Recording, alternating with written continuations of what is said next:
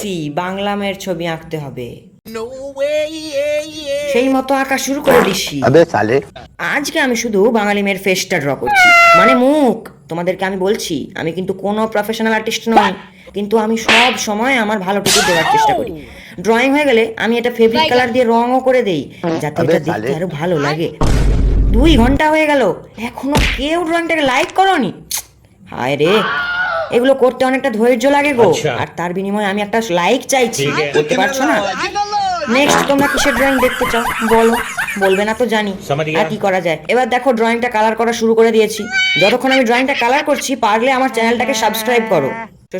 সত্যি কথা বলতে আমি কি বলবো, ড্রয়িংটা করতে আমার পুরো 8 ঘন্টা লেগেছে। তোমাদের এই ড্রয়িংটা কেমন লেগেছে কমেন্টে জানিও। তোমরা এই ড্রয়িংটাকে 10-এর মধ্যে কত দেবে তাও জানিও।